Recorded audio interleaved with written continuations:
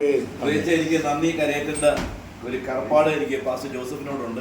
Pastor Joseph and pastor Laiju ഞാൻ വളരെ നാളുകൾ അറിയുന്നതാണെങ്കിലും ഞാൻ ആക്ച്വലി ഈ CPF-ന്റെ ആ മീറ്റിങ്ങിൽ ഞാൻ ആദ്യമായിട്ട് കടന്നു വരികയാണ്. ഞാനൊരു നോവിസാണ്. ഞാൻ അങ്ങനെ നിങ്ങളുടെയൊക്കെ മുമ്പിൽ എൻ്റെ എന്തായാലും പറയുന്നത് ഞാൻ എപ്പോഴും IPC ഇല്ലെങ്കിൽ AG കാണുമ്പോൾ ഞാൻ നമിക്കും. ഞാൻ പറയും ഞാൻ ഫസ്റ്റ് ജനറേഷൻ ക്രിസ്ത്യൻ ആയതുകൊണ്ട്, ആദിമ തലമുറ അല്ലെങ്കിൽ ഫസ്റ്റ് ജനറേഷൻ ക്രിസ്ത്യൻ ആയതുകൊണ്ട് എനിക്ക് പലതും എനിക്ക് അറിയില്ല.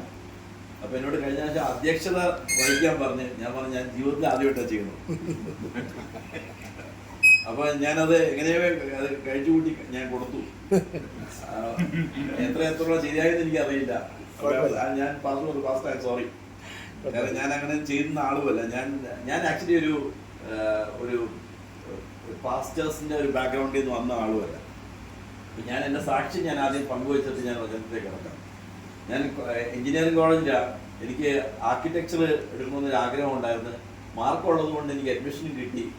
നല്ലൊരു കോളേജിൽ എനിക്ക് അഡ്മിഷൻ കിട്ടി. അങ്ങനെ ട്രിവാൻഡ്രത്ത് പോയി. എൻ്റെ ഫാദറും മദറൊക്കെ സെൻട്രൽ ഗവൺമെൻറ് ഉദ്യോഗസ്ഥന്മാരായതുകൊണ്ട് എനിക്ക് അവരുടെ പണം ഒരിക്കലും പണത്തിന് കുറവുണ്ടായിരുന്നില്ല. എനിക്കൊരാഗ്രഹം ഉണ്ടായിരുന്നു, ഈ പണമൊക്കെ നല്ല രീതിയിൽ ഉഴപ്പി തീർക്കണം എന്നുള്ളൊരു ആഗ്രഹം ഉണ്ടായിരുന്നു. അപ്പം അങ്ങനെ അവിടെ ചെന്ന് അവിടെ നല്ല വേദി, അവിടെ വാർഡനില്ല, അവിടെ ഹോസ്റ്റലിൽ ഒരു തരത്തിലും അവിടെ സൂപ്പർവിഷൻ ഇല്ല, ഒന്നുമില്ല എന്ന് പറഞ്ഞാൽ ഇഷ്ടം പോലെ ജീവിക്കാം. ഞാൻ നോക്കിയപ്പോൾ നല്ല വളം, എല്ലാത്തിനും നല്ല പറ്റിയത്. അങ്ങനെ അവിടെയുള്ള പിള്ളേര് എനിക്ക് മദ്യം കൊണ്ടുവന്ന് തന്നെ. അപ്പം എൻ്റെ അപ്പൻ എന്നോട് പറഞ്ഞാ, നീ അധികം ഉഴപ്പിപ്പോയത്, നീ ഒറ്റയ്ക്ക് അവിടെ പോയി നീ എന്നെ അഡ്മിഷനൊക്കെ എടുത്തോളാം. അപ്പം കൂടെ ഒന്നും വന്നില്ല, നീ പൊയ്ക്കോളാം, അഡ്മിഷൻ എടുത്തോളാം പറഞ്ഞു. ഇന്നൊക്കെ പോകുന്ന പിള്ളേരെ ആനയിച്ച കൊണ്ടുപോകണം. എൻ്റെ അപ്പൻ എൻ്റെ കൂടെ വന്നില്ല. അപ്പം പറഞ്ഞു, നീ തന്നെ പോയിട്ട് ഹോസ്റ്റൽ അഡ്മിഷൻ എടുത്തോളാം എല്ലാം ഉണ്ട്. ഞാൻ പ്രിൻസിപ്പൾ അടുത്ത് പോയി. പ്രിൻസിപ്പൾ വേറെ സേ ഫാദർ എന്ന് ചോദിച്ചു. ആദ്യം ചോദിച്ചത് sir he did not come എന്ന് പറഞ്ഞു. Why did not come? അപ്പം ഞാൻ എൻ്റെ ക്ലാസ്മേറ്റ് ഒരു പെൺകുട്ടി ഉണ്ടായിരുന്നു. ആ പെൺകുട്ടിയോട് ഞാൻ പറഞ്ഞു, she is my local guardian എന്ന് പറഞ്ഞു. That's okay. അങ്ങനെ അത് രക്ഷപ്പെട്ടു. അങ്ങനെ അവിടെ അഡ്മിഷൻ കിട്ടി. അവിടെ അല്ലെങ്കിൽ അപ്പനും അമ്മയില്ലാണ്ട് അവിടെ ഒരു കോളേജിലും പോകാൻ സമ്മതിക്കില്ല. അപ്പൊ എൻ്റെ കൂടെ ഈ ലോക്കൽ ഗാർഡിയൻ പെണ്ണിനെ പരിചയപ്പെടുത്തി കഴിഞ്ഞപ്പോൾ അങ്ങനെ അവിടെ ആദ്യത്തെ 3 വർഷം അവിടുത്തെ മദ്യത്തിലും മയക്കുമരുന്നിലും കഞ്ചാവും എല്ലാത്തിനും ഞാനും ഇടയ്ക്ക് കൂടാൻ തുടങ്ങി. കാരണം അവിടെ എല്ലാം ഫ്രീ ആണ്, എല്ലാം സുലഭമായിട്ട് കിട്ടുന്ന സ്ഥലമായിരുന്നു. അങ്ങനെ ഞാൻ 4ാമത്തെ വർഷമായപ്പോൾ അവിടെ ഉണ്ടായിരുന്ന ഒരു TPM വിശ്വാസി എന്നോട് പറഞ്ഞു, ജോസഫ് ഒരു മീറ്റിംഗ് ഉണ്ട്, CSI 2 പിള്ളേരുണ്ടായിരുന്നു, ഒരു മീറ്റിംഗ് ഉണ്ട്, why don't you come for the meeting, just ഒന്ന് വന്ന് കൂടാൻ പറഞ്ഞു. ഞാൻ പറഞ്ഞു, എൻ്റെ പൊന്നു മാഷെ എന്നെ കിട്ടില്ല, ഞാൻ ഈ പോപ്പ് മ്യൂസിക്കും മൈക്കിൾ ജാക്സന്റെ ഒക്കെ പൊന്നു നടക്കുന്ന ആളായിരുന്നു. ഞാൻ പറഞ്ഞു, എന്നെ അതിനകത്ത് കിട്ടില്ല, സോറി, ഞാൻ വരുന്നില്ല എന്ന് പറഞ്ഞു. എന്നാലും എൻ്റെ കൂടെ 2 പേര് പറഞ്ഞു, ആ ചുമ്മാ പോയി ഉഴപ്പിക്കലും ഉഴപ്പി കളി 2 കൂവിലെങ്കിലും പോവാന്ന് പറഞ്ഞ് അങ്ങനെ പോയതാണ്. അവിടെ ഞാൻ പോയി, അവിടെ കർത്താവ് എങ്ങനെയാണ് പിടിക്കുന്നു നോക്കി. കർത്താവ് ഞാൻ പലപ്പോഴും പല മീറ്റിങ്ങിലൊക്കെ ഇങ്ങനെ ആഗ്രഹം ഉണ്ടായിരുന്നു പോകണമെന്നൊക്കെ. അന്നത്തെ കാലത്ത് എന്നെ ആരും വിളിച്ചില്ല. ഞാനൊരു മീറ്റിങ്ങിലേക്ക് തലയിട്ടപ്പോൾ എനിക്ക് എന്ത് വിളിക്കുന്നു, ഇങ്ങനെ വെച്ചില്ല, ഇങ്ങനെ വെച്ചു. അതുകൊണ്ട് ഞാൻ അവിടെ നിന്ന് പേടിച്ചു കൊടുത്തു. എന്നാൽ ഞാൻ ഭയങ്കര നാണം കുണിങ്ങിയാണ്, ആരുമായിട്ട് അങ്ങനെ സംസാരിക്കുന്ന കൂട്ടത്തിലും അല്ല. അപ്പൊ ഇങ്ങനെ വന്നപ്പോൾ ഞാൻ ഈ മീറ്റിങ്ങിനെ കടന്നുപോയി. കർത്താവ് എന്നെ അന്ന് രാത്രി എന്നെ തോന്നി. ഞാൻ അന്ന് വിചാരിച്ചു, എനിക്ക് ബൈബിളില്ല. അപ്പൊ ഞാൻ വിചാരിച്ചു ഒരു ബൈബിൾ വാങ്ങിക്കണമെന്ന് വിചാരിച്ചു. ഞാൻ ടൗണിൽ പോയിട്ട് അന്ന് 10 രൂപയ്ക്ക് ബൈബിൾ കിട്ടും. 10 രൂപയ്ക്ക് ഒരു ബൈബിൾ വാങ്ങി അന്ന് രാത്രി ഞാൻ വായിക്കാൻ തുടങ്ങി. ഞാൻ നിർത്തിയില്ല. ഞാനത് കവർ ടു കവർ വായിച്ച് ഞാൻ തീർത്തപ്പോഴാണ് എനിക്ക് സന്തോഷം ഉണ്ടായത്. ഒന്നും മനസ്സിലായില്ലെങ്കിലും അതെനിക്ക് മുഴുവൻ വായിക്കണം. ഞാൻ ഒത്തിരി പുസ്തകം വായിക്കുന്ന ആളാണ്. അപ്പം അങ്ങനെ മുഴുവൻ വായിച്ച് ഒരു NIV ബൈബിൾ വാങ്ങിച്ചത് മുഴുവൻ വായിച്ചപ്പോൾ ഏറെക്കുറെ എന്തൊക്കെ മനസ്സിലായി, എന്നാലും ഒന്നും മനസ്സിലായില്ല. എന്നാൽ എന്തൊക്കെ അവിടെ നിന്നൊക്കെ കിട്ടി. അപ്പം ഞാൻ പറഞ്ഞു, എനിക്ക് മനസ്സിലാക്കി തരാൻ ആരാ ഉള്ളതെന്ന് പറഞ്ഞപ്പോൾ ആൻ്റണി എന്ന് പറഞ്ഞ സഹോദരൻ, പുള്ളി കത്തോലിക്ക ബാക്ക്ഗ്രൗണ്ടിൽ നിന്ന് വന്നു. പുള്ളി എന്നോട് ആദ്യം പറഞ്ഞു, നമ്മൾ കത്തോലിക്ക വിശ്വസിക്കുന്നതൊക്കെ തെറ്റാണോ? അപ്പൊ ഞാൻ ചോദിച്ചു, എന്താ തെറ്റെന്ന് പറഞ്ഞില്ല. അപ്പൊ പുള്ളിനെ കുറെ കാര്യങ്ങളെന്നെ കാണിച്ചു തന്നു, ബൈബിളിൽ നിന്നുള്ള വിഗ്രഹാരാധന അതും ഇതൊക്കെ. അപ്പൊ ഞാൻ പറഞ്ഞു, എനിക്ക് വിഗ്രഹത്തോട് എനിക്ക് പണ്ടേ ഉറപ്പായിരുന്നു. ഞാൻ അമ്മയോട് ചോദിച്ചിട്ടുണ്ട്, അമ്മ എന്തിനു നമ്മൾ വിഗ്രഹത്തേക്ക് നമ്മൾ ആരാധിക്കുന്നു ചോദിച്ചു.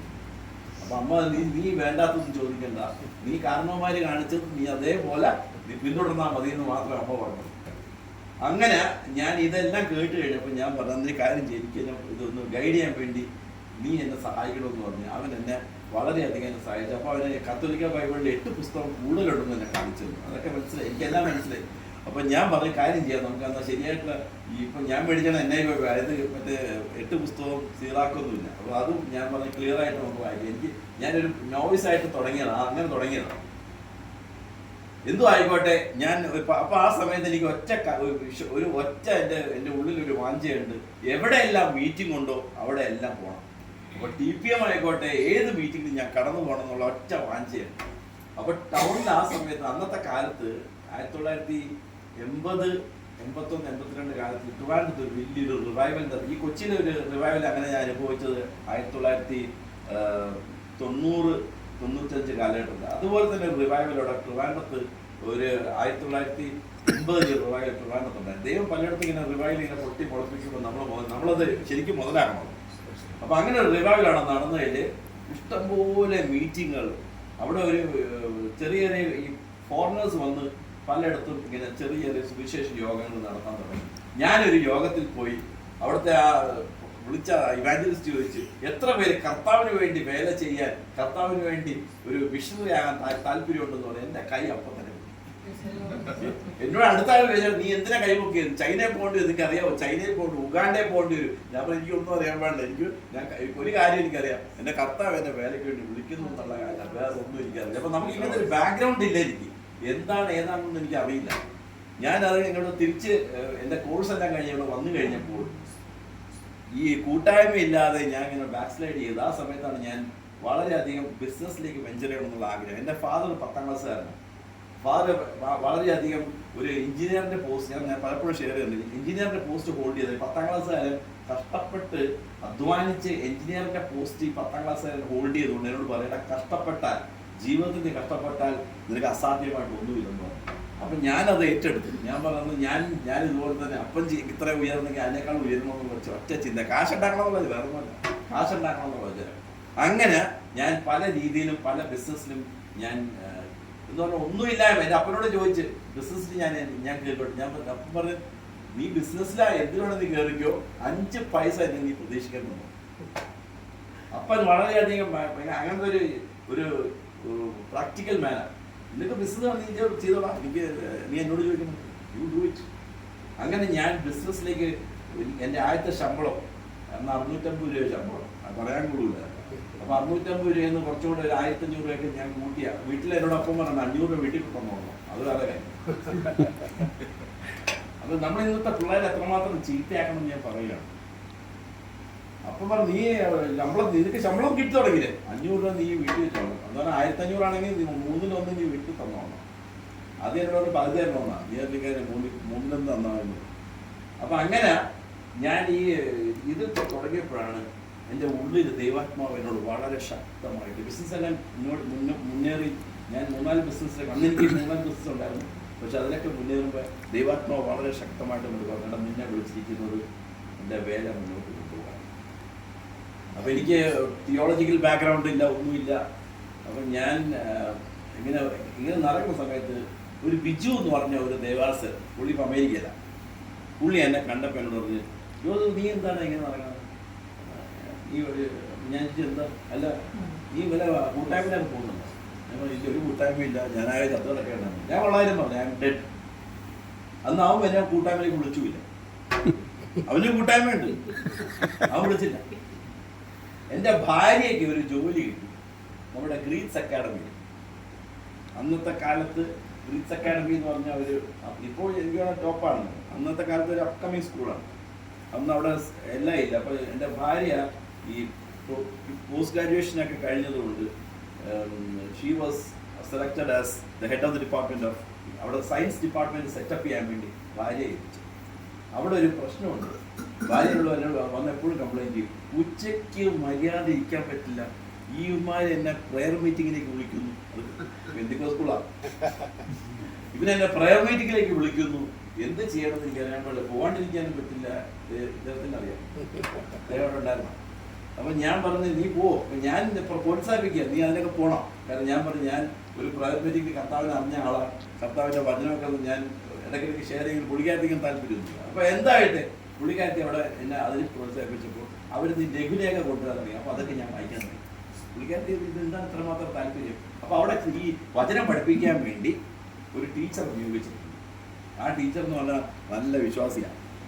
അപ്പോൾ എന്നോട് വന്ന് വീട്ടിൽ എന്ന് പറയും, ആ ടീച്ചറിന്റെ പ്രാർത്ഥന കേൾക്കണം, പുസ്തകത്തിൽ നോക്കാതെ പ്രാർത്ഥിക്കും. അപ്പൊ ഞങ്ങളെ പുസ്തകത്തിൽ നോക്കിയാണ് പ്രാർത്ഥിക്കുന്നത്.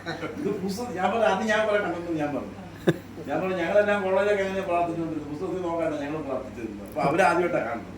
അപ്പൊ ഞാൻ വേറെ അവർ ഞങ്ങളെ വീട്ടിലേക്ക് വിളിച്ചപ്പോൾ ഞങ്ങൾ പറഞ്ഞു ഞങ്ങൾ വരാമെന്ന് പറഞ്ഞു. അങ്ങനെ അവർ ഞങ്ങളെ കൂട്ടായ്മയിലേക്ക് ഞങ്ങൾ ഇൻവൈറ്റ് ചെയ്തു. ഞാൻ പറയട്ടെ, ഒരു കൂട്ടായ്മയിലേക്ക് ഇൻവൈറ്റ് ചെയ്ത ഒത്തിരി ഗുണങ്ങളുണ്ട്. അങ്ങനെ ആ കൂട്ടായ്മയിലേക്ക് ഞാൻ കയറിച്ചപ്പോൾ ദൈവാത്മാവ് പറഞ്ഞു, നീ അവിടെ നിൽക്കണം. നിന്നെ ഞാൻ പിടിച്ചിരിക്കുക, ഞാൻ നിന്നെ പല പ്രാവശ്യമായിട്ട് ഞാൻ തേടിയാണ്, നീ കാശിന് പറയുന്ന നീ പോകണ്ട, നീ അവിടെ നിൽക്കാൻ പറഞ്ഞു. അങ്ങനെ ഞാൻ അവിടെ നിൽക്കുകയും പിന്നീട് ഞാൻ കട്ട് സ്റ്റോറി ഷോർട്ട്, ഞാൻ ആ ചർച്ചിൽ ഞാൻ ഒരു ആക്റ്റീവായിട്ട് ഞാൻ വായ കൊണ്ട് സംസാരിക്കാത്ത ആളാണ്. അവിടെ വചനം സംസാരിക്കുവാനും ദൈവത്തിൻ്റെ പല പല മർമ്മങ്ങൾ വെളിപ്പെടുത്താനും പ്രാർത്ഥിക്കാനും എല്ലാം ദൈവം ഉപയോഗിക്കാൻ പറയും. അപ്പം ഞാനിത് പറയുന്നത് ഒരു ചെറിയ കൂട്ടായ്മയിൽ ഇന്ന് പറയാൻ പറ്റുന്ന ടോപ്പിക് അതാണ്.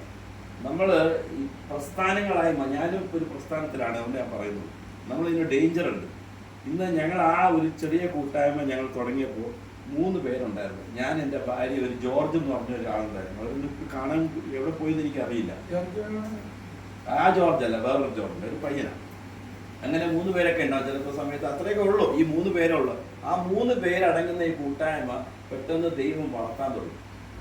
ദൈവം വളർത്തിയിട്ട് അത് 3 എന്നുള്ളത് പിന്നെ 15 പിന്നെ 15 എന്നുള്ളത് 30 കഴിഞ്ഞപ്പോൾ ഞങ്ങൾ പറഞ്ഞ് ഞങ്ങൾക്കൊരു പാസ്റ്റർ വേണം.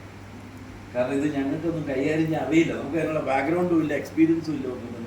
അങ്ങനെ ഞങ്ങൾ ഈ ന്യൂ ലൈഫായിട്ട് ഞങ്ങൾ ചേരാൻ കാരണം വെച്ചിട്ടുണ്ടെങ്കിൽ അതവിടെ കുറച്ചുകൂടെ പണം ഇടപാടുകളൊന്നും ട്രാൻസ്പെറൻ്റാണ്. അവിടെ വരുന്ന പണം ആരുടെയും പോക്കറ്റിൽ പോവില്ല. ഞാൻ അത് നിങ്ങൾ ഇൻകോപ്പറേറ്റ് ചെയ്യാൻ നോക്കണ്ട, കാര്യം ബുദ്ധിമുട്ടാണ്. ഞങ്ങളുടെ അവിടെ അങ്ങനെ, അവിടെ പണമൊന്നും ആരുടെ പോക്കറ്റിലേക്ക് പോകില്ല. പണം എല്ലാം പൊതുവായിട്ട് പെട്ടിയിൽ വന്ന് വീഴും. ആ പെട്ടിയിൽ നിന്ന് പാസ്റ്റർമാർക്ക് സാലറി കൊടുക്കും. അപ്പോൾ എനിക്കത് ഇഷ്ടപ്പെട്ടു. അപ്പോൾ ഞാൻ മറ്റിടത്ത് കണ്ടതിനേക്കാൾ വ്യത്യസ്തമായിട്ടുള്ള ഒരു പണമിടപാട് ഭയങ്കര ട്രാൻസ്പെറൻ്റ് ആയിട്ടുള്ള കണ്ടപ്പോൾ ഞാൻ പറഞ്ഞു എനിക്ക് ഈ പ്രസ്ഥാനമായിട്ട് എനിക്ക് ചേർന്നാൽ കൊള്ളാമെന്ന് പറഞ്ഞു. അപ്പം ഞാൻ എൻ്റെ കമ്പനി ഭാരവാഹികളോട് ഞാൻ പറഞ്ഞു, ഞങ്ങൾക്ക് ഇങ്ങനെ ആളുകൾ, ഞങ്ങൾക്ക് ഒരു പാസ്റ്റർ ഉണ്ടെന്ന്. അങ്ങനെ ഒരു പാസ്റ്റർ രഞ്ജൻ എന്ന് പറഞ്ഞ ഒരാൾ, അപ്പോൾ ഇത് കണ്ടെന്നോ, അദ്ദേഹം ഇപ്പോൾ യുപിയിലാണ്. അദ്ദേഹം ഞങ്ങൾക്ക് കിട്ടുകയും പിന്നെ ആ 30 പേരെന്നുള്ളത് പിന്നെ ഞങ്ങൾ കെയർസെൽ സിസ്റ്റം കഴിഞ്ഞ പ്രാവശ്യം നമ്മുടെ പാസ്റ്റർ അക്കാദമിക്കാരെ പ്രസംഗിച്ചത് ജബോയിലെ ഫസ്റ്റ് ജബോയിനെ കുറിച്ച് ചെറിയൊരു കാഴ്ചപ്പാടാണ്. ഞങ്ങൾ ആ കെയർസെൽ സിസ്റ്റം ഞങ്ങൾ ഇംപ്ലിമെന്റ് ചെയ്തിട്ട് ഞങ്ങൾ സഭ ഈ 40-60ഓളം പേരുണ്ടായിരുന്നു. 60ഓളം പേര് എന്ന് പറഞ്ഞാൽ എല്ലാവരും കൂട്ടിയിട്ട് അവിടെ നിന്ന് ഒരു 500 പേരായിട്ട് വർദ്ധിക്കുന്നത് ഞാൻ കണ്ടിട്ട് കാണുന്നു. എന്ന് പറഞ്ഞാൽ എല്ലാ സാധാരണക്കാര്, ദർ ഇസ് നോ എക്സ്പേർട്സ് ഇല്ലെങ്കിൽ പ്രൊഫഷണൽസ് ആരുമില്ല. ഒരു 500 പേരായപ്പോൾ പാസ്റ്റർ പറഞ്ഞു നമുക്കൊരു കാര്യം ചെയ്യാം, നമുക്ക് ഇനി പലയിടത്തേക്ക് എക്സ്പാൻഡ് ചെയ്യണം, നമ്മളിങ്ങനെ ഇവിടെ അടയിരിക്കാൻ പാടില്ല എന്ന് പറഞ്ഞു. നമ്മൾ ഈ ആരോ പണ്ട് പറഞ്ഞ പോലെ 1-ന്റെ 8 ചെയ്തില്ലെങ്കിൽ 8-ന്റെ 1 പണി കിട്ടും എന്ന് പറഞ്ഞു. മനസ്സിലായോ? 1-ന്റെ 8 പരിസ്ഥിതിയാത്മാവ് നിങ്ങളുടെ പേര് വരുമ്പോൾ നിങ്ങൾ എല്ലായിടത്തും എന്റെ സാക്ഷികളാവുന്നല്ലേ പറഞ്ഞു. 8-ന്റെ 1 എന്താ പറയുന്നത്? ഉപദ്രവം വന്നപ്പോൾ ചിതറിപ്പോയി. അപ്പോൾ ആ 1-ന്റെ 8 ചെയ്തില്ലെങ്കിൽ 8-ന്റെ 1 കിട്ടും. അപ്പൊ ഞങ്ങൾ അതിന് മുമ്പ് തന്നെ തീരുമാനിച്ച് 8-ന്റെ 1 ഞങ്ങൾക്ക് വേണ്ട, ഞങ്ങൾ ഇപ്പോഴേ പൊയ്ക്കോളാം എന്ന് പറഞ്ഞു. അങ്ങനെ എല്ലായിടത്തേക്കും ഞങ്ങൾ സ്പ്രെഡ് ചെയ്യാൻ തുടങ്ങി. അപ്പൊ സ്പ്രെഡ് ചെയ്യണ ആരാണെന്ന് അറിയാമോ? നമ്മൾ ഈ വരുന്ന കൂട്ടത്തിലുള്ള ആൾക്കാരെ ലീഡർഷിപ്പിലേക്ക് ഡെവലപ്പ് ചെയ്യാൻ തുടങ്ങി. ഇപ്പൊ പാസ്റ്റർ രഞ്ജൻ അത് വളരെ ക്രിയാത്മകമായിട്ട് ഈ സാധാരണക്കാരായിട്ടുള്ള വ്യക്തികളെ ലീഡേഴ്സ് ആയിട്ട് വളർത്താൻ തുടങ്ങി. നമ്മളിതൊക്കെ ചെയ്യേണ്ട കാര്യങ്ങളാട്ടോ. ഞാൻ അനുഭവം കൊണ്ട് പറയുന്നതിന്റെ കാരണം എന്താണെന്ന് അറിയാമോ? നമ്മളിത് പലതും നമ്മുടെ ചർച്ചകളിൽ ഇന്ന് കാണുന്നില്ല. നമ്മൾ ലീഡർഷിപ്പ്, നമ്മൾ ഇന്ന് ഈ സെമിനാരിൽ നിന്ന് പിള്ളേരെടുക്കുന്നത്, സെമിനാരിൽ പിള്ളേർക്ക് വളരെ ഉറപ്പുമാരെ കിട്ടും.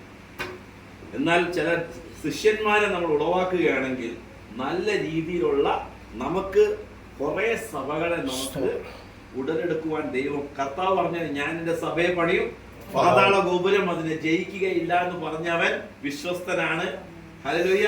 അപ്പൊ ഞാൻ തുടങ്ങിയതിന്റെ ഒരു ചെറിയൊരു ഉപകരണം പറഞ്ഞിട്ട് ഞാൻ മെസ്സേജ് കിടക്കാം. അപ്പോൾ കർത്താവിന്റെ സഭ മുന്നോട്ട് കൊണ്ടുപോകണം, വളർത്തണം. അവനെ കർത്താവിന്റെ വിശ്വസ്തനായിട്ടുള്ളവൻ നമ്മുടെ സഭയെ വളർത്തുന്നെല്ലാം കേട്ടപ്പോൾ ഞാൻ എൻ്റെ എനിക്ക് ആകെ ഞാൻ അന്ന് ബിസിനസ് ചെയ്തുകൊണ്ടിരിക്കുന്ന സമയമാണ്. എനിക്ക് ആകെ പരിചയമുള്ളത് ഞങ്ങളുടെ കൺസ്ട്രക്ഷൻ ഫീൽഡിലുള്ള കുറേ തൊഴിലാളികളും അതിൻ്റെ കോൺട്രാക്ടേഴ്സിനെ എനിക്ക് പരിചയം. ഞാനൊരു കാര്യം തീരുമാനിച്ചു, വൈകുന്നേരം ആണെങ്കിൽ ഞാൻ എല്ലാവരും വിളിച്ച് ഞാൻ അവരോട് പറയും നമുക്ക് ചായ കുടിക്കാൻ പോകുന്നു, സിമ്പിളായിട്ടുള്ള ടീ, നിങ്ങൾ വന്നിരുന്നാൽ വന്നു. അപ്പോൾ ഞാൻ ഞങ്ങളുടെ ഉള്ള കൂടെ ഉണ്ടായിരുന്ന കൺസ്ട്രക്ഷൻ വർക്കേഴ്സിനെ പിന്നെ കോൺട്രാക്ടേഴ്സിനെല്ലാം ഞങ്ങളൊരു ചെറിയ പ്രയർ മീറ്റിങ്ങിലേക്ക് വിളിക്കാൻ തുടങ്ങി. അവരോട് ഒരു ഭീഷണി കൊടുത്തത് നീ വന്നിരുന്ന് കേട്ടാൽ മാത്രം മതി. നമ്മുടെ ഇൻഫ്ലുവൻസ് നമ്മൾ ഉപയോഗിക്കണം. നമുക്ക് എല്ലാവർക്കും ദൈവം ഒരു സ്ഫിയർ ഓഫ് ഇൻഫ്ലുവൻസ് നൽകിയിട്ടുണ്ട്. ആ സ്ഫിയർ ഓഫ് ഇൻഫ്ലുവൻസ് നമ്മൾ ഉപയോഗിക്കാൻ വേണ്ടിയാണ് ദൈവം നമുക്ക് തന്നിരിക്കുന്നത്. അപ്പോൾ ആ ഇതിൽ ഞാൻ വരണമെന്ന് പറഞ്ഞാൽ അവർ വരാതിരിക്കാൻ പറ്റില്ല. പ്രത്യേകിച്ച് ഇപ്പോൾ ഡോക്ടർ ജേക്കബ് കൂടെ ഉണ്ട്. Praise God. ഡോക്ടർ കഴിഞ്ഞ മീറ്റിംഗ് എനിക്ക് ഭയങ്കര അനുഗ്രഹമായിരുന്നു. കാരണം അത് ഇങ്ങനത്തെ നമ്മുടെ ഐക്യത ഇന്ന് ദൈവം ഇന്ന് പിശാച് മറുവശത്ത് ഐക്യത കൊണ്ടുവരുമ്പോൾ കർത്താവ് പല രീതിയിലും ഐക്യത കൊണ്ടുവന്നില്ലെങ്കിൽ ഞാനിവിടെ മീറ്റിംഗ് വരത്തില്ല. അല്ലെങ്കിൽ നമ്മളെല്ലാം ഇനി കർത്താവിൽ ഒന്നാണെന്നുള്ള ചിന്ത നമുക്ക് വന്നാലേ നമുക്ക് ദൈവരാജ്യം പണിയാൻ പറ്റുള്ളൂ. ഐക്യത ഇല്ലെങ്കിൽ കർത്താവിന് ഒന്നും ചെയ്യാൻ പറ്റില്ല. ഹല്ലേലൂയ. അപ്പൊ ഞാൻ ഈ ഞങ്ങളുടെ വർക്കേഴ്സിനെല്ലാം വിളിച്ച് ഞങ്ങൾ നോക്കിയപ്പോൾ ഏകദേശം ഒരു 15 തൊട്ട് 19 പേരോ മീറ്റിംഗ്. അപ്പം അന്ന് ഞങ്ങൾ അന്ന് പണമൊന്നുമില്ല. YMCA ഒരു ഹോള് വാടകയ്ക്ക് എടുത്തിട്ട് ഞാനും എൻ്റെ ബ്രദറും കൂടെ സ്പ്ലിറ്റ് ചെയ്തിട്ട് എറണാകുളം YMCA ഒരു ഹോള് വാടകയ്ക്ക് എടുത്ത് ഞങ്ങൾ ഇവരെല്ലാം വിളിച്ചിട്ട് ബൈബിൾ ക്ലാസ് ആയി. അതിൽ നിന്ന് ഏകദേശം ഒരു 19 പേര് സ്നാനപ്പെടാൻ.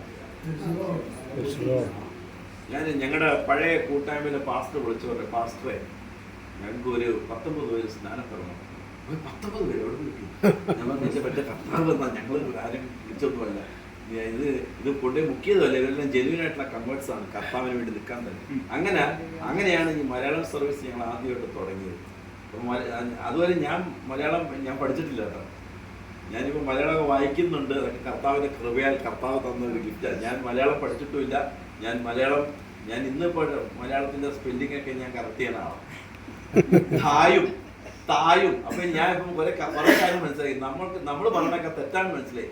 ആകാശം എന്നല്ല ആകാശം എന്നാണ് മനസ്സിലായി. നഖമല്ല നഖമാണ് മനസ്സിലായി. ആരാധനയല്ല ആരാധനയാണ് മനസ്സിലായി.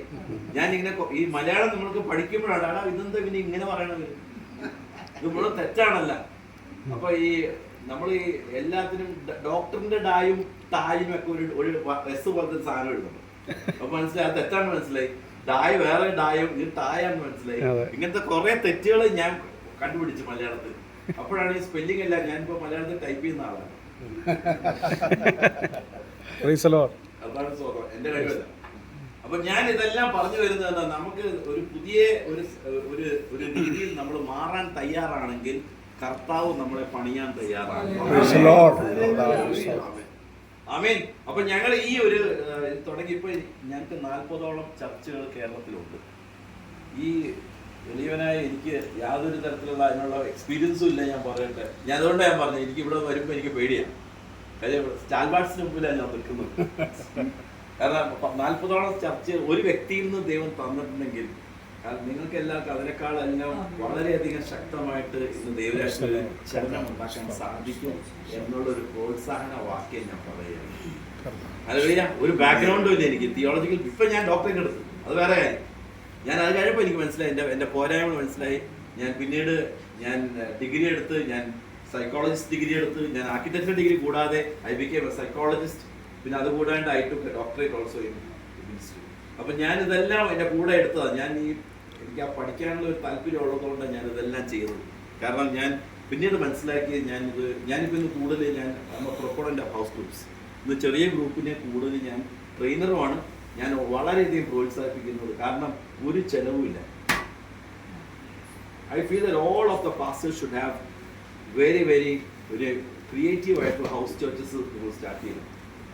അതിന് നിങ്ങളുടെ ആൾക്കാരെ spend time in training your people.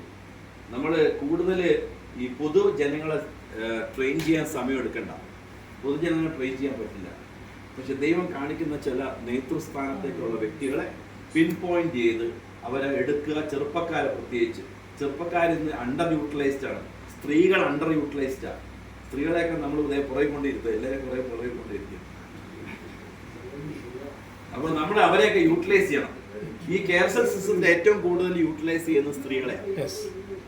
കാര്യം സ്ത്രീകൾക്ക് ഉള്ള സ്വാധീനം പെനിട്രേറ്റ് ചെയ്യാനുള്ള കപ്പാസിറ്റി നമുക്കില്ല. അവരുടെ ആ കോൺവെർസേഷനിൽ അവര് മറ്റ് സ്ത്രീകളുമായിട്ട് അവർക്ക് പെട്ടെന്ന് അവർ ഇമോഷണലി ബോണ്ടിങ് വളരെ എളുപ്പമാണ്. നമുക്ക് ഇമോഷണലായിട്ട് ബോണ്ട് ചെയ്യാൻ ഭയങ്കര ബുദ്ധിമുട്ടാണ്. സ്ത്രീകൾക്ക് ബോണ്ട് ചെയ്യാൻ വളരെ എളുപ്പമാണ്. കാരണം അവർക്ക് സ്വാധീനിക്കാനുള്ള ഒരു കപ്പാസിറ്റി കൂടെ. അതുകൊണ്ടല്ലേ ഹൗവ ആദാമിനെ സ്വാധീനിച്ചത്. സ്വാധീനിക്കാനുള്ള ഒരു കപ്പാസിറ്റി സ്ത്രീകൾക്കുണ്ട്. അപ്പൊ നമ്മൾ അത് യൂട്ടിലൈസ് ചെയ്തിട്ട് നമ്മൾ സുവിശേഷം നമ്മൾ കവലയിൽ ഞാൻ കവലയിൽ പ്രസംഗിച്ചപ്പോഴാണ് ഞാൻ ഒറ്റ ആളെ പോലും നേടിയിട്ടില്ല. പക്ഷെ ഞാൻ ഈ ഒരു സ്ട്രാറ്റജി, അതായത് ഈ ഓയിക്കോസ് ഇവാഞ്ചലിസം എന്ന് കഴിഞ്ഞ പ്രാവശ്യം നമ്മുടെ ജബോയ് പോസ്റ്റ് പറഞ്ഞത്, നമ്മളുടെ ബന്ധുമിത്രാദികള്, നമ്മുടെ കൂടെ ജോലി ചെയ്യുന്ന കൊളീഗ്സ്, നമ്മുടെ കൂടെയുള്ള നമ്മുടെ സുഹൃത്തുക്കള്, നമ്മുടെ അയൽവക്കക്കാരോട് ഇതെല്ലാം നമുക്ക് വളരെ സട്ടിലായിട്ടും വളരെ ഡെലിബറേറ്റ് ആയിട്ടും നമുക്ക് സുവിശേഷം പ്രസംഗിക്കാൻ പറ്റും. അങ്ങനെ പ്രസംഗിച്ച് അങ്ങനെ ചെയ്തിട്ടാണ് ഞങ്ങൾ ഈ ചർച്ച് എല്ലാം ഫസ്റ്റ് ജനറേഷൻ ക്രിസ്ത്യൻസാണ്. കൂടുതൽ അക്രൈസ്തവരാണ് ഞങ്ങളുടെ ചർച്ചിൽ ഇപ്പോൾ വരുന്നതല്ല. അതിന്റെ കാരണം എന്താണെന്ന് വെച്ചിട്ടുണ്ടെങ്കിൽ നമ്മൾ അവര് മാർജിനലൈസ്ഡ് ആണെങ്കിൽ, അല്ലെങ്കിൽ അവർ ഒറ്റപ്പെട്ട അവസ്ഥയാണെങ്കിൽ നമുക്ക് കർത്താവിന്റെ സ്നേഹം അവർക്ക് പകരുവാൻ ദൈവം നമുക്ക് വലിയൊരു കൃപ നൽകും. പ്രത്യേകിച്ച് സ്ത്രീകൾക്ക് അത് വളരെയധികം ഉപയോഗിക്കാൻ പറ്റും. നമ്മൾ അണ്ടർ യൂട്ടിലൈസ്ഡ്, നമ്മുടെ സ്ത്രീകൾ under utilised, we are not utilising them. കാരണം അവരെ ട്രെയിൻ ചെയ്യണം. അവരെ ട്രെയിൻ ചെയ്ത് അവരെ എല്ലാം കേർസൽ ലീഡേഴ്സ് ആക്കി നമ്മൾ മാറ്റിയിട്ടുണ്ടെങ്കിൽ നമ്മുടെ ഈ പോൾ യോങ്കിച്ചോന്റെ ചർച്ചൊക്കെ വളർന്നതുപോലെ നമുക്കും വളരെ. കാര്യം ഇവിടെ എത്ര ജനങ്ങളുള്ളത്. നമ്മുടെ ഇന്ത്യയിൽ ഇപ്പോൾ വേൾഡിലെ ഏറ്റവും കൂടുതൽ ജനസംഖ്യ ഉള്ള രാജ്യമാണ്. അതിൽ നമുക്ക് അതിനകത്ത് കേരളത്തിൽ പ്രത്യേകിച്ച് നല്ലൊരു ശതമാനം, 50% കൂടുതൽ പെണ്ണുങ്ങളാണ്. അവരെ നമ്മൾ യൂട്ടിലൈസ് ചെയ്തില്ല എങ്കിൽ we are losing out to evangelism. നമ്മൾ മുന്നോട്ട് നമ്മൾ പരാജയപ്പെടാന്ന് ഞാൻ പറയും. പ്രത്യേകിച്ച് നമ്മുടെ യുവാക്കൾക്കും വളരെയധികം സ്വാധീനമുള്ള ഒരു വിഭാഗമാണ്. ഈ രണ്ട് വിഭാഗത്തെ നമ്മൾ കാരണം അവർക്ക് വിവരമില്ലെന്നുള്ള ഒറ്റ ഇതിൽ അവരെയൊക്കെ നമ്മൾ മാർജിനലൈസ് ചെയ്തു. പക്ഷെ ഞാൻ പറയട്ടെ, കർത്താവ് ഉപയോഗിച്ച എല്ലാം അങ്ങനത്തെ പിള്ളേരെയാണ്. യോഹന്നാനൊക്കെ എനിക്ക് 10, 17, 18 വയസ്സുണ്ടാവും, അല്ലെങ്കിൽ 19 വയസ്സ് മാക്സിമം ഉണ്ടാവും. ഇങ്ങനത്തെ ആൾക്കാരെയൊക്കെ കർത്താവ് ഉപയോഗിച്ച് അവരെയൊക്കെ സ്വാധീനം ചെലുത്തുന്ന വ്യക്തികളാക്കിയെങ്കിൽ നമ്മളും മറിച്ച് ചിന്തിക്കണം. അതായത് ഒരു ബാക്ക്ഗ്രൗണ്ട് ഇല്ലാത്ത ആൾക്കാര്, മീൻപിടുത്തം മാത്രം അറിയാവുന്ന കുറെ പേര് കർത്താവ് ഒരു 3 വർഷം ട്രെയിനിങ് കൊടുത്തെങ്കിൽ എനിക്കും നിങ്ങൾക്കും അതിനേക്കാൾ കൂടുതൽ നമ്മളുടെ ഇന്നത്തെ ഇലക്ട്രോണിക് മീഡിയ വെച്ചിട്ട് നമുക്ക് നല്ല രീതിയിൽ അവരെ പഠിപ്പിച്ച് നല്ല രീതിയിൽ ട്രെയിൻ ചെയ്ത് ഇന്ന് നമുക്ക് യോദ്ധാക്കളാക്കി മാറ്റുവാൻ സാധിക്കും എന്നുള്ള കാര്യത്തിൽ ഒരു സംശയം വേണ്ട. അപ്പോൾ ഞാൻ എന്റെ വിഷയത്തിലേക്ക് കടക്കാം. കർത്താവ് നമ്മളെ വിളിച്ചിരിക്കുന്നത് കർത്താവിന്റെ സഭയെ പണിയാനാണ്. ഇന്ന് ഞാൻ പറയുന്നത്, ഇന്ന് പലപ്പോഴും നമ്മൾ സഭയിലെല്ലാം പോകുന്നെങ്കിൽ നമ്മൾ ആ ഇൻസ്റ്റിറ്റ്യൂഷണൽ മൈൻഡിലാണ് പലപ്പോഴും സഭയെ കാണുന്നത്. ഇന്ന് നമ്മൾ അറിയേണ്ട ഒരു കാര്യമുണ്ട്. The church is the body of Christ. ക്രിസ്തു എന്തിനാണ് സഭയെ വെക്കുക, സഭയെ പണിയുവാൻ നമ്മളെ ഏൽപ്പിച്ച കർത്താവ് പണിയുന്നെങ്കിലും ഞാനും നിങ്ങളും അതിന്റെ ഭാഗവാക്കുകളാണെന്നുള്ള കാര്യം. കർത്താവിന്റെ പ്രധാന അജണ്ട എന്താണ്, ഞാനും നിങ്ങളും എന്താണ് പിന്തുടരേണ്ടത്, ഞാനും നിങ്ങളും ചെയ്യേണ്ട ദൗത്യം എന്താണെന്ന് നമ്മളൊന്ന് പുനർപരിശോധന നടത്തേണ്ടതായിട്ടുണ്ട്. അല്ലെങ്കിൽ പ്രസ്ഥാനത്തിന്റെ ആ ഒരു സിസ്റ്റം, അല്ലെങ്കിൽ ആ ഇൻസ്റ്റിറ്റ്യൂഷന്റെ സിസ്റ്റം ഇങ്ങനെ പോയി നമ്മൾ we lose out on God's agenda. കർത്താവ് ഉദ്ദേശിക്കുന്ന ആ ഒരു അജണ്ടയിൽ നിന്ന് ഞാനും നിങ്ങളും വ്യതിചലിക്കാനുള്ള സാധ്യതയുണ്ട്. കാരണം ഇസ്രായേൽ മക്കള് അവർ കർത്താവിന്റെ വലിയ ഒരു അംബാസിഡേഴ്സ് ആയിട്ട് കർത്താവ് നിയോഗിച്ചെങ്കിലും അവരാരെയും പിന്നീട് സ്വാധീനിച്ചിട്ടില്ല. നമുക്കറിയാം, അവര് ഓരോ സമയത്തും അവർക്ക് അഭിവൃദ്ധി വന്നപ്പോൾ അവരുടെ ആ ഒരു ഫോക്കസ് മാറി അവരുടേതായിട്ടുള്ള കാര്യങ്ങളിൽ അവർ വ്യാപൃതരായി. എന്നാൽ ഞാൻ പറയട്ടെ, ഇന്ന് നമ്മുടെ സഭയും അതിനുള്ള ഡേഞ്ചർ ഉണ്ട്. ഞങ്ങളുടെ സഭയിൽ ഞാൻ പറയുന്ന ഒരു കാര്യമുണ്ട്, മക്കളെ, ഇന്ന് നമ്മൾ ആരെയും കുറ്റം പറയരുത്, ഒരു ഇൻസ്റ്റിറ്റ്യൂഷനെയും കുറ്റം പറയരുത്. കാരണം നാളെ നമ്മൾ മോണ്യുമെന്റ് ആയി തീരുമില്ല എന്ന് ആർക്കറിയാം? You do not know. കാരണം നമ്മൾ മോണ്യുമെന്റ് എന്ന് പറഞ്ഞിട്ടുണ്ടെങ്കിൽ പിന്നെ ആ ചലനമില്ല. ഒരു ഒരു ഒരു ഒരു മൂവ്മെന്റ് തുടങ്ങിക്കഴിഞ്ഞിട്ടുണ്ടെങ്കിൽ ആ ചലനം ഉണ്ടല്ല, ആ ചലനം മുന്നോട്ട് എപ്പോഴും ചലിച്ചുകൊണ്ടിരിക്കണം. അത് സ്റ്റേബിൾ ആയി കഴിഞ്ഞ് പിന്നെ മെയിൻ്റനൻസ് മോഡിലേക്ക് വന്നു കഴിഞ്ഞാൽ സഭ അതോടുകൂടി താഴത്തേക്കാണ് പിന്നെ പോകുന്നത്. ഇന്ന് നമ്മുടെ പല സഭകളിലും ഇന്ന് ചെറുപ്പക്കാർ വരുന്നില്ല എങ്കിൽ നമ്മൾ മെയിൻ്റനൻസ് മോഡിലാണ്. നമ്മുടെ സഭകളിൽ എല്ലാ മാസവും സ്നാനം നടന്നില്ല എങ്കിൽ മെയിൻ്റനൻസ് മോഡിലാണ്. അപ്പോൾ നമ്മളെ തന്നെ ഒന്ന് ശോധന ചെയ്യാൻ സമയമായി. ഹല്ലേലൂയ. അപ്പോൾ കർത്താവിന്റെ സന്നിധിയിൽ നമ്മുടെ സഭയുടെ അവസ്ഥ എന്താണ്, ആരോഗ്യം എന്താണെന്ന് ഞാനും നിങ്ങളും വളരെ ക്രിയാത്മകമായിട്ട് ചിന്തിക്കണം. നമുക്ക് എല്ലാ മാസവും അല്ലെങ്കിൽ എല്ലാ ആഴ്ചയും സ്നാനമുണ്ടോ? ഇല്ലെങ്കിൽ that means there is something wrong with us. നമുക്ക് എന്തോ കുഴപ്പമുണ്ട്. കർത്താവാണ് പണിയുന്നത്. കർത്താവ് പറഞ്ഞത് എന്താ? ഞാൻ എന്റെ സഭയെ പണിയും, പാതാള ഗോപുരം അതിനെ ജയിക്കുക. എങ്കിൽ ഞാൻ പറയട്ടെ, നമ്മുടെ ചർച്ചകൾ സ്നാനം നടന്നില്ല എങ്കിൽ അതിന്റെ അർത്ഥം നമ്മൾ മെയിൻ്റനൻസ് മോഡിലേക്ക് വന്നു കഴിഞ്ഞു. മെയിൻ്റനൻസ് മോഡിലേക്ക് വന്ന്, ഞാൻ ബിസിനസ്സുകാരനെ വേണ്ടി പറയണം, മെയിൻ്റനൻസ് മോഡിലേക്ക് ഒരു ബിസിനസ് വന്നു കഴിഞ്ഞിട്ടുണ്ടെങ്കിൽ അതിന്റെ അർത്ഥം അത് DKയിലേക്ക് പോകുന്നു എന്നാണ്.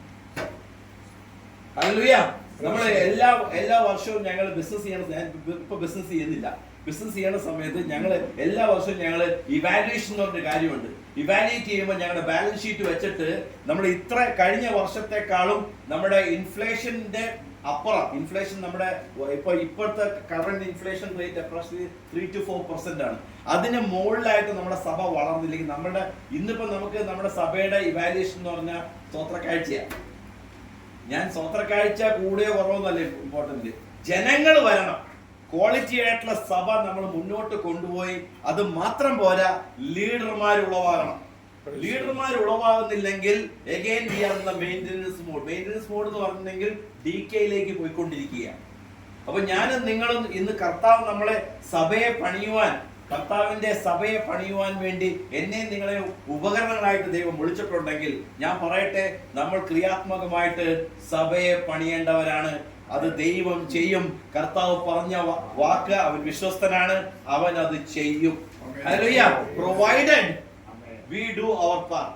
അപ്പം നമ്മൾ കർത്താവ് 12 ശിഷ്യന്മാരെ ഉളവാക്കിയതുപോലെ ഇന്ന് നമ്മൾ ഏത് സിസ്റ്റം വേണമെങ്കിൽ എടുത്തോ, G12 ഏത് സിസ്റ്റം എടുത്തോ, പക്ഷെ എന്റെ നിങ്ങളുടെ ദൗത്യം ശിഷ്യന്മാരെ ഉളവാക്കുക എന്നതാണ്. അതിന് യാതൊരു കോംപ്രമൈസ് ഇല്ല. We are called to make disciples. If you don't do that, നമ്മൾ ശിഷ്യന്മാരെ ഉണ്ടാക്കിയില്ലെങ്കിൽ നമ്മൾ പോവും, സഭ പോവും. അപ്പൊ നമുക്ക് കർത്താവ് അന്നത്തെ 12 ശിഷ്യന്മാരുണ്ടാക്കിയ കർത്താവ് ഇത്ര ഉണ്ടാക്കിയോളൂ, ഇത്ര കർത്താവ് നമ്മള് 5 പേരെ ഉണ്ടാക്കി, എനിക്ക് 2 പേരെയൊക്കെ ഉണ്ടാക്കി. നമ്മൾ മാറിയിട്ടുണ്ടെങ്കിൽ നാളെ ഞാനോ നിങ്ങളോ മാറ്റപ്പെട്ടാൽ നമ്മളുടെ സഭയില് ഈ അടുത്ത ആള് പിന്നെ കേന്ദ്രത്തിൽ നിന്ന് ട്രാൻസ്ഫർ ആയിട്ട് വരുന്നവരെ അങ്ങനെയാണ് സഭ ഓടുന്നതെങ്കിൽ നമ്മൾ വീണ്ടും പ്രസ്ഥാനത്തിന്റെ ആ ഒരു ഇടപാടിലേക്ക് വന്നു കഴിഞ്ഞു. ഞാൻ പ്രസ്ഥാനത്തെ കുറ്റം പറയുന്ന ആളല്ല കേട്ടോ. ഞാനിത് പറയാൻ കാര്യം വെച്ചിട്ടുണ്ടെങ്കിൽ ഞാനും നിങ്ങളും പുതിയ സഭകൾ സ്ഥാപിക്കുവാൻ നമ്മൾ ഒരു പ്ലാൻ എടുക്കണം. We need to plan to start churches. അപ്പൊ നമുക്ക് പ്രസ്ഥാനത്തിൽ ചിലപ്പോൾ പറ്റില്ല, but you can start house churches. ഭവന സഭ തുടങ്ങാൻ ആരുടെ അനുവാദം വേണ്ട. ഹല്ലേലൂയ. ഞങ്ങൾ കഴിഞ്ഞ ആഴ്ച ഞാനൊരു പുതിയ സഭ ഞാൻ തുടങ്ങിയത്, ഞാൻ പോലെ കർത്താവ് തുടങ്ങിയതാ. ഏലൂരിൽ ഒരു പുതിയ സഭ തുടങ്ങി, മറ്റേ അതിഥി തൊഴിലാളികൾക്ക് ഒരു പുതിയ സഭ തുടങ്ങി. ഏരൂരല്ല, അരൂര്, സോറി അരൂരാണ് അവിടെ, എനിക്ക് പേരൊക്കെ തൃപ്തി. അപ്പൊ ഏലൂരിൽ സഭ തുടങ്ങി, അരൂരിൽ സഭ തുടങ്ങി. ഞങ്ങളിപ്പോ വേറൊരു സഭ കൊരട്ടിയിൽ തുടങ്ങി. അപ്പൊ ഇത് ഞാൻ എല്ലാവരെയും പ്രോത്സാഹിപ്പിച്ചുകൊണ്ടിരിക്കുകയാണ്. Start churches, left right centre start churches. നമ്മുടെ ദൗത്യം അതാ. അപ്പൊ നമുക്ക് നമ്മുടെ ആൾക്കാരെ ഉളവാക്കുക, bring out new people, train them, disciple them, send them. നമ്മുടെ പണി അയക്കുക എന്നതാണ്. ഞാനൊരു കഴിഞ്ഞ ദിവസം ഒരാൾ എന്നോട് പറഞ്ഞ്, പാസ്റ്ററെ നിങ്ങളുടെ ഹോൾ എനിക്ക് തരുമോന്ന് ചോദിച്ചു. ഞാൻ പറഞ്ഞു എനിക്ക് തന്നതിന് വിരോധമില്ല. എനിക്ക് ആകെ ഒരു ക്വസ്റ്റ്യൻ ഞാൻ അങ്ങോട്ട് ചോദിക്കാൻ പോണു, നിങ്ങളെ ആരാണ് അയച്ചത്? നിങ്ങൾ ഇറങ്ങി പുറപ്പെട്ടു വന്നതാണോ അല്ലെങ്കിൽ അയച്ചതാണോ? പുള്ളിക്ക് ആ ചോദ്യത്തിന് ഉത്തരം പറയാൻ പറ്റുന്നില്ല. എവിടെ നിന്ന് ഉടക്കി പോന്ന, ഏതോ പാസ്റ്ററായിട്ട് ഉടക്കിയിട്ട് വന്നാ ഞാൻ തരുന്നത്. I am sorry. Who sent you? നമ്മൾ അപ്പോസ്തലികമായിട്ടുള്ള സമൂഹമാണ്. We are an apostolic community, which means ഈ അപ്പോസ്റ്റൽ എന്നുള്ള വാക്യം അതിന്റെ അർത്ഥം അയക്കപ്പെട്ടവൻ എന്നാണെങ്കിൽ ഞാനും നിങ്ങളും അയക്കുന്നവരായിരിക്കണം. അത് അടിവരയിട്ട് പറയണം. We are here to send people. എന്തിനു വേണ്ടിയാ? We are here to send missionaries to other lands and start churches. We are here to plan churches. അപ്പൊ നമ്മളുടെ ദർശനം, നമ്മൾക്ക് ദർശനം വേണം. നമ്മുടെ സഭയ്ക്ക് ഒരു ദർശനം വേണം. ഈ ദർശനം വരുമ്പോൾ സംഗതി എല്ലാം മാറും.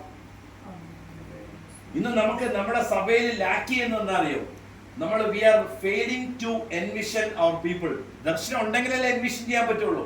അപ്പൊ പാസ്റ്റർമാരായ നമ്മൾക്ക് വ്യക്തമായിട്ടുള്ള ഒരു ദർശനം വേണം. എന്താ ദർശനം? ദർശനം ഇതാണ്: നീ പോയി അടുത്ത സ്ഥലത്ത് കർത്താവിന് വേണ്ടി, കർത്താവിന്റെ കൂടെ നിന്ന്, കർത്താവിന്റെ സഹപ്രവർത്തകനായി തീർന്ന് അവൻ നിന്നിലൂടെ പ്രവർത്തിക്കുവാൻ അനുവദിക്കുക. വേറൊന്നുമില്ല. I am an instrument in God's hand for him to utilize me to start and plant churches. അപ്പൊ സഭ നമ്മൾ സ്ഥാപിക്കുവാൻ ഇന്നത്തെ ചെറുപ്പക്കാരൊക്കെ നമുക്ക് പറ്റില്ല. ഞാൻ കഴിഞ്ഞ ദിവസം ഞാൻ കുറച്ച് ടെൻഷൻ എടുക്കാൻ തുടങ്ങിയപ്പോൾ എൻ്റെ ആ പഴയതുപോലെ എനിക്ക് ആ ചുറുചുറുക്കില്ല. ഇപ്പം ഞാൻ ഇപ്പോഴും ചെറുപ്പമാണ്. എൻ്റെ 62 വയസ്സാണെങ്കിലും എൻ്റെ ചുറുചുറുക്കൊന്നും മാറിയിട്ടില്ല. പക്ഷെ എനിക്കറിയാം അത് ആ പലതും എനിക്ക് ചെയ്യാൻ പറ്റുന്നില്ല. ആ നേരത്തെ ചെയ്തതുപോലെ എനിക്ക് ചെയ്യാൻ പറ്റുന്നില്ല. ടെൻഷൻസ് എടുക്കാൻ പറ്റുന്നില്ല. ചെറുപ്പക്കാർക്ക് അത് പറ്റും. അവർക്ക് റിസ്ക് എടുക്കാൻ പറ്റും. അപ്പൊ നമ്മള് ഇപ്പൊ ഞാൻ നിങ്ങൾക്ക് മോശ പറഞ്ഞ പോലെ 80-ആം വയസ്സിൽ എനിക്ക് ചെയ്യാൻ പറ്റുമെന്ന് പറഞ്ഞാൽ ചെയ്തോളൂ, കുഴപ്പമില്ല. ഹല്ലേലൂയ. നമ്മുടെ ചെറുപ്പക്കാരെ നമ്മൾ ട്രെയിൻ ചെയ്യണം. അവരെ നമ്മൾ ഫീൽഡിലേക്ക് കൊണ്ടുപോകണം. We need to send them. ഞാൻ അയക്കുമ്പോൾ നമ്മൾ ആ ഒരു എംപവർമെന്റും അവരെ സെൻഡിങ് ആയിട്ടുള്ള ഒരു പ്രവണത നമ്മൾ കൊണ്ടുവരുമ്പോൾ അവൻ നടത്തിക്കോളും. മിസ്റ്റേക്കിനെ കുറിച്ചൊന്നും അറിയണ്ട. അവൻ തെറ്റ് ചെയ്ത് പഠിച്ചോളൂ. നമുക്ക് പലപ്പോഴും എന്താണ്, അവർക്ക് വിവരമില്ലെന്ന്. കർത്താവ് വിവരമില്ലാത്തവരെ ഉപയോഗിച്ചത്. നമ്മളും വലിയ വിവരമൊന്നും ഉണ്ടായിരുന്നില്ല വന്നപ്പോ. ഇല്ല, ഞാൻ പലതും അറിയാണ്ട് ഞാൻ കർത്താവിന്റെ വേലയ്ക്ക് വന്നു. ഒരു പണി ഒന്നും അറിയില്ലായിരുന്നു. പക്ഷെ ഇന്ന് എനിക്കറിയാം കർത്താവ് he wants us to make mistakes and learn. അപ്പൊ നമ്മൾ ചെറുപ്പക്കാരൻ നമ്മൾ അതിനുവേണ്ടി അപ്പൊ കർത്താവിന്റെ സഭയുടെ പ്രധാനപ്പെട്ട ഉദ്ദേശം എന്ന് പറയുന്നത് കർത്താവിന്റെ ശരീരമാകുന്ന ആ തല എന്ന കർത്താവും ഉടലെന്ന നമ്മളും, അല്ലെങ്കിൽ ശരീരമാകുന്ന ആ സഭ, നമ്മൾ എവിടെയൊക്കെ നമുക്കത് പറ്റുമോ അതിന്റെ എക്സ്പ്രഷൻസ് എല്ലാ ദേശത്തേക്കും നമ്മൾ പടർത്തണം. ഹല്ലേലൂയ. അതിനുള്ള ടെക്നിക്സ് എന്ത് വേണമെങ്കിലും, ഏത് പുതിയ ടെക്നിക്സ് ഞാൻ പഠിക്കാൻ തയ്യാറാണ്. നമ്മൾ പുതിയ ആൾക്കാരെ, നമ്മൾ സീക്കേഴ്സിനെ നമ്മൾ ഇൻവൈറ്റ് ചെയ്യാനുള്ള മാർഗങ്ങൾ കണ്ടുപിടിക്കണം. ഇപ്പൊ കഴിഞ്ഞ ദിവസം ഒരു പാസ്റ്റർ പറഞ്ഞു, ഞാനൊരു കരിയർ ഗൈഡൻസ് ഒരു പ്രോഗ്രാം തുടങ്ങാന്ന് പറഞ്ഞു. ഞാൻ പ്രൈസ് ദി ലോർഡ്. ഇന്ന് ചെറുപ്പക്കാർ വരാൻ നല്ലൊരു മാർഗം കേട്ടോ. Think about it. ഈ കരിയർ ഗൈഡൻസ് അവർക്ക് എന്ത് ചെയ്യണമെന്നൊരു അവർക്കൊരു ഗ്രാഹ്യമില്ല. ചെറുപ്പക്കാർക്ക് അവർ ക്ലൂലെസ് ആണ്. കഴിഞ്ഞ ദിവസം ഞാൻ എന്നോട് ചോദിച്ചു, നീ എന്താ വോട്ട് ചെയ്യാം നെക്സ്റ്റ് സ്റ്റെപ്പ് എന്ന് ചോദിച്ചപ്പോൾ പുള്ളി പറഞ്ഞു ബികോം എന്ന് പറഞ്ഞു. ഞാൻ പറഞ്ഞു, എന്തിനാ നീ ബികോം എന്ന് പറഞ്ഞത്? എൻ്റെ സുഹൃത്തുക്കളും ഞങ്ങളൊക്കെ ബികോംകാരാണ്. അപ്പം ഞങ്ങൾ ബികോം. എന്നാൽ നിനക്കൊരു ദർശനം ഉണ്ടോ എന്നത് ഇല്ല. കാരണം അത് അവർക്ക് നമ്മൾ കൊടുത്തിട്ടില്ല. അവർക്ക് നമ്മുടെ മക്കള് പറയുകയാണ്, ഇനി 10ാം ക്ലാസ് കഴിഞ്ഞാൽ എനിക്ക് അറിയില്ല എന്ത് ചെയ്യണമെന്ന് പറഞ്ഞാൽ നമുക്ക് ഒരു ദർശനം എന്താണെന്ന് അവരെ പഠിപ്പിക്കാത്തതുകൊണ്ടാണ്. We need to tell them and teach them how to gain a godly vision from God and take it forward. ഇന്നലെ ഞാനൊരു ദേവാസനായിട്ട് കണ്ടപ്പോൾ ആൾ പറഞ്ഞ്, നമ്മുടെ പെന്തിക്കോസ്തുകാരുടെ ഇടയിൽ വിഷണറീസ് ഇല്ല, ബിസിനസ്സുകാരില്ല, ഓൺട്രപ്രണേഴ്സ് ഇല്ല. സത്യം പറയണം. നമ്മളെല്ലാവരും വല്ല രാജ്യത്തൊക്കെ പോയി, കാനഡയിലൊക്കെ പോയി ഇനി ജോലി ചെയ്ത് പാവം പിടിച്ച് നടക്കുക. നമുക്ക് ഇനി മുൻകൈ എടുത്ത് ചിലർക്ക് ചെയ്യാനുണ്ട്. ചെറുപ്പക്കാരെ നമ്മൾ നഷ്ടപ്പെടുത്തിക്കൊണ്ടിരിക്കുക. ആരെ അന്വേഷണം ചെയ്ത് അവരോട് ഇവിടെ ഇന്ത്യയിൽ എത്രയും ചെയ്യുന്ന അത്രയും നല്ല ബിസിനസ് വേറെ എവിടെയും ചെയ്യാൻ പറ്റില്ല. Because we have the population. ഞാൻ ബിസിനസ്സുകാരനായിട്ട് പറയാം, ബിസിനസ് മൈൻഡോണ്ട് ഞാൻ പറയാണ്, ബിസിനസ് ചെയ്യാൻ പറ്റിയ രാജ്യം ഇന്ത്യയിൽ. കാരണം ഇവിടെ ഭയങ്കര ഇൻഎക്സ്പെൻസീവാണ് ബിസിനസ് ചെയ്യാൻ. ഞാൻ ബിസിനസ് തുടങ്ങിയത് 30,000 രൂപ വെച്ചിട്ടാണ്. ഞങ്ങളുടെ അവിടെ ഒരു മുസ്ലിം സഹോദരൻ, അവൻ ബിസിനസ് ചെയ്ത് 10 പൈസ വെച്ചിട്ടാണ്. അന്നത്തെ കാലത്ത് 10 പൈസ വെച്ചാൽ കാരക്ക മേടിച്ചിട്ട് 20 പൈസ ഉണ്ടാക്കും.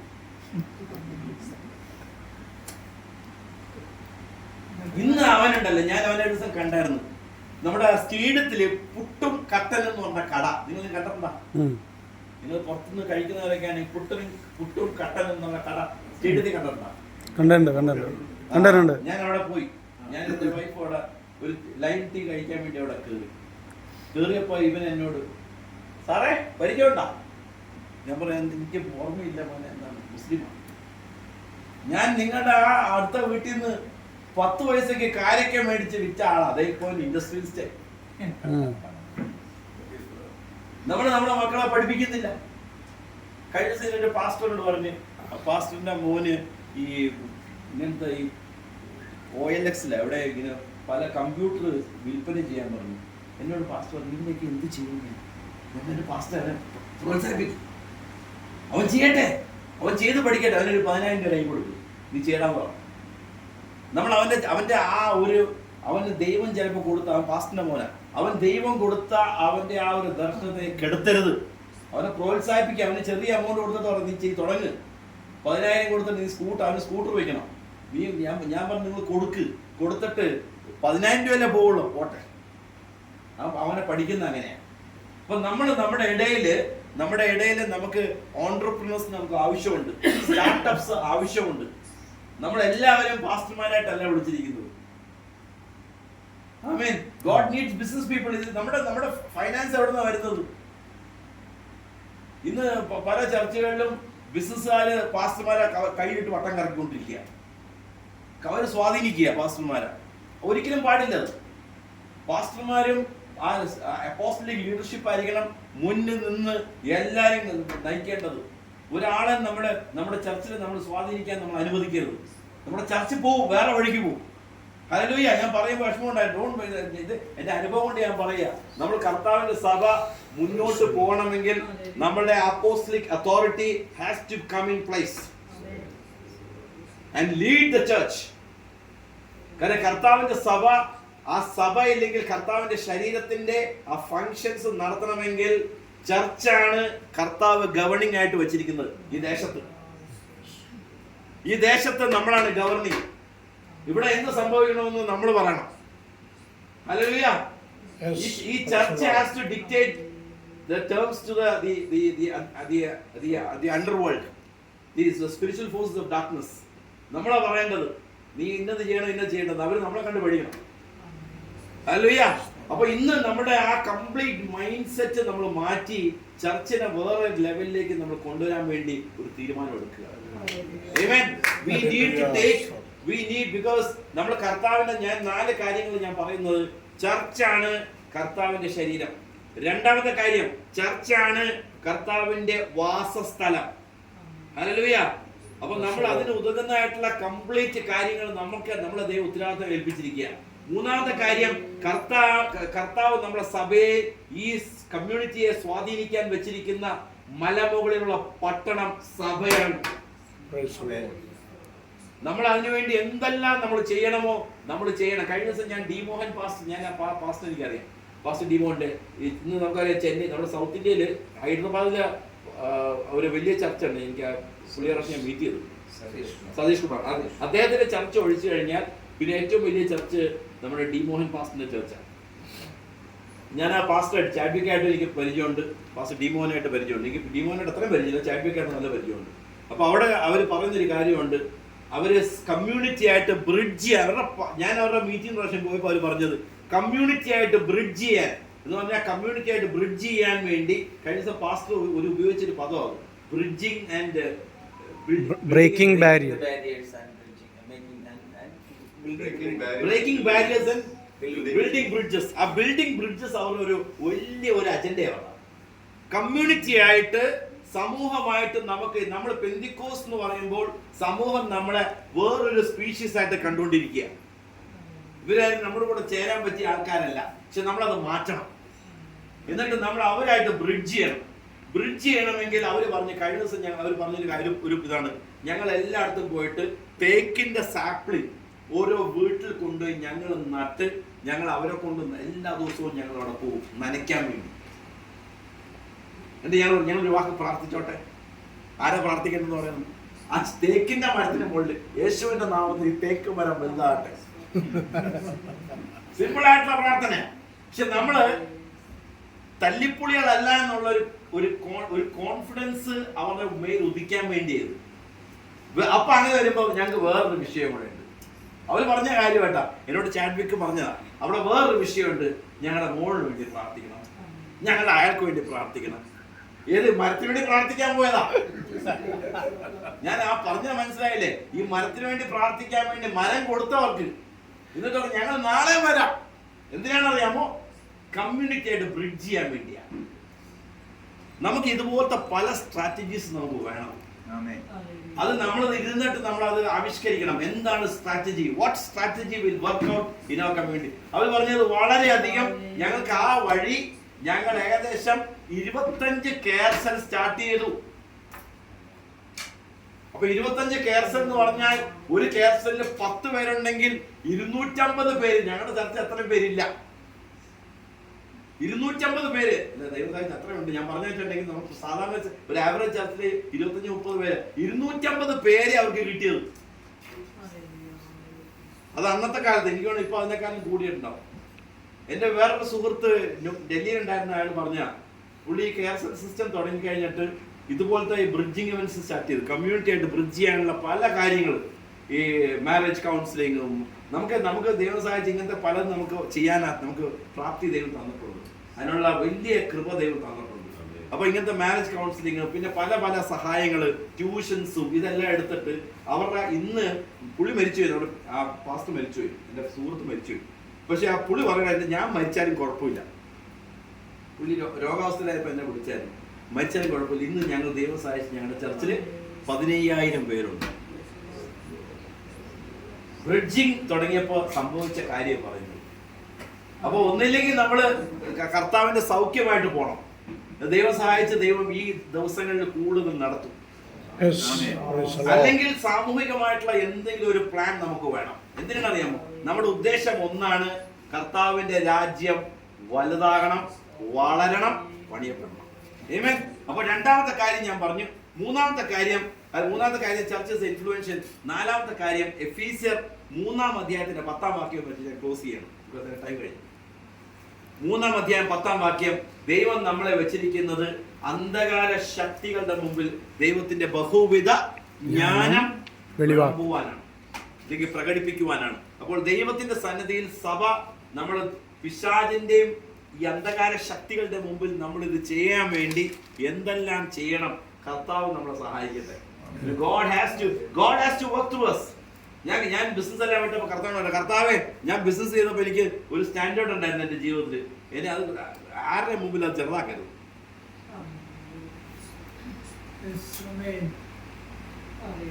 ഞാൻ പറയട്ടെ, എന്റെ കർത്താവ് ഇതുവരെ അത് ചെറുതാക്കിയിട്ടില്ല. ഞാൻ നുണ പറയില്ല. ഞാൻ 7 ബിസിനസ് ഉണ്ടായിരുന്ന ആളാണ്. അതെല്ലാം ഞാൻ മാറ്റി വെച്ചപ്പോൾ എന്റെ കർത്താവ് എന്നെ ഒരിക്കലും ആരുടെ മുമ്പിൽ ഞാൻ ഉറച്ചാക്കിയിട്ടില്ല.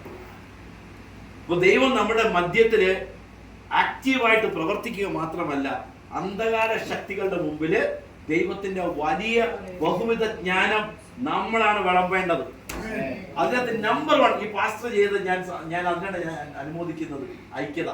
കാരണം പിശാച് ഇന്ന് ലോകം മുഴുവനും ഒന്നാക്കാൻ, അവന്റെ പേരിൽ ഒന്നാക്കാൻ, ബാബേൽ ഗോപുരം എന്ന് തുടങ്ങിയതാ, ഒന്നാക്കാൻ ശ്രമിച്ചത് ഇന്ന് പല രീതിയിൽ ചെയ്തുകൊണ്ടിരിക്കുക.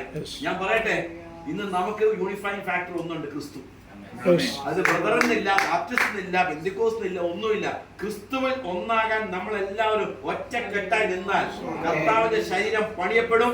നമ്മൾ ഇവിടെ ഒരു ഫോർമിഡബിൾ ഫോഴ്സ് ആവും. പിശാചിന് പിന്നെ ഒന്നും ചെയ്യാൻ പറ്റില്ല. നമ്മൾ പറയുന്നതാണ് പിന്നെ നടക്കുന്നത്. നമ്മളെ മുതലാക്കുന്നത്, നമ്മുടെ രാഷ്ട്രീയക്കാര് മുതലാക്കുന്ന എല്ലാം ഒറ്റക്കാര്യം. അത് ഇത് കഴിഞ്ഞ ദിവസം പാസ്റ്റർ പറഞ്ഞപ്പോ എനിക്ക് ഭയങ്കര സന്തോഷമായി. ഞാൻ പറഞ്ഞു, ഇനി ഐക്യതയ്ക്ക് എതിരായിട്ട് ഞാനാ നിൽക്കണമെങ്കിൽ ഞാൻ അതിനെതിരെ നിൽക്കില്ല. ഞാൻ കർത്താവിന്റെ ഐക്യതയ്ക്ക് വേണ്ടി ഞാൻ നിൽക്കാൻ തയ്യാറാണ്. ഹല്ലേലൂയ. അതിൽ എന്ത് കോംപ്രമൈസ് നമുക്ക് ചെയ്യാൻ കുഴപ്പമില്ല. കാരണം നമ്മുടെ യശസ് മാത്രം, വേറെ ഒന്നുമില്ല. കോംപ്രമൈസ് ചെയ്യുന്നത് എന്താ? നമ്മുടെ ഈഗോ മാത്രം കോംപ്രമൈസ് ചെയ്യുന്നില്ല, അത് കോംപ്രമൈസ് ചെയ്യാൻ. പക്ഷെ എന്റെ കർത്താവിന്റെ രാജ്യത്തിന്റെ കെട്ടുപണിക്ക് വേണ്ടി ഒറ്റക്കെട്ടായിട്ട് നിന്നാൽ അസാധ്യമായിട്ട് പ്രാർത്ഥിക്കാം. കർത്താവെ, ഇന്ന് ഞങ്ങൾ ഈ 4 കാര്യങ്ങൾ, കർത്താവിന്റെ ശരീരത്തെ കുറിച്ചും കർത്താവിന്റെ വാസസ്ഥലം, കർത്താവെ അങ്ങ് വസിക്കുന്നത് ഞങ്ങളുടെ മധ്യത്തിലാണെന്ന് ദൈവത്തിന്റെ വചനം വ്യക്തമായിട്ട് പറയുന്നത് ഞങ്ങൾക്ക് അറിയാം. കർത്താവിടെ ഞങ്ങളെ തെരഞ്ഞെടുത്തത് ഞങ്ങളുടെ മധ്യത്തിൽ വസിക്കുവാൻ വേണ്ടിയാണ്.